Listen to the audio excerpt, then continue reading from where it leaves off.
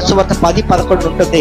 మంచి కాపరి తన గొర్రెల కొరకు ప్రాణం పెట్టును అని వాక్యంలో మనం చూస్తున్నాం. కనుక దేవుని సంగమా, మనము అనేక సార్లు తప్పిపోతూ ఉన్నాం, అనేక సార్లు మనము ఆత్మీయంగా పడిపోతున్నాం, అనేక సార్లు మనము జారిపోతున్నాం, అనేక సార్లు ఆత్మీయంగా నడవాలి అనుకుంటున్నాము, కానీ మనం సరి అయినటువంటి నిలకడ, సరి అయినటువంటి పిలుపులో మనం రాలేకపోతున్నాం. యేసుక్రీస్తు ప్రభువారు అంటున్నారు, ఇదిగో గొర్రెలను ఆయన వెతికి వెళ్ళాడు, ఆయన పట్టుకున్నాడు, ఆయన మందలో చేర్చాడు. ఈ మనం చూస్తే దేవుని సంగమా, మనల్ని కూడా ఆయన రక్షించాడు, మనల్ని రక్షించాడు ఆయన. మనము కూడా కొన్నిసార్లు తప్పిపోతున్నాం.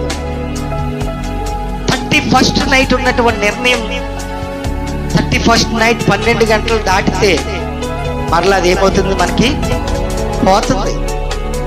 ప్రభువా, ఇప్పటి నుంచైనా నాయన, ఈ సంవత్సరం, కొత్త సంవత్సరంలోనైనా నా జీవితం కొత్తగా ప్రారంభిస్తాను నాయన, ఏ ఆదివారం నిన్ను విడిచిపెట్టను ప్రభువా, మందిరానికి వస్తావా? ఆ వారమే మనకి ఏదో ఒక పని పడుతుంది, ఆ వారమే ఇంక అక్కడి నుంచి మనం తప్పిపోతూ ఉంటాం. ప్రభువా, నీకోసం నేను అది చేస్తాను, ఇది చేస్తాను, నీకోసం అలా నడుస్తాను, ఇలా నడుస్తూ ఉంటాం. ఆ తర్వాత నుంచి తప్పిపోతూ ఉంటాం.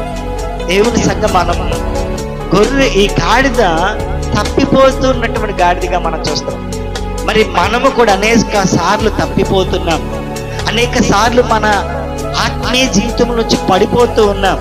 అయితే యేసయ్య మంచి కాపరిగా మన కోసం ఈ లోకానికి వచ్చి మరలా మనం తప్పిపోయిన మనలను దేవుడు సంఘంలో పెట్టాడు, దేవుడు సంఘంలో నిన్ను నాటాడు.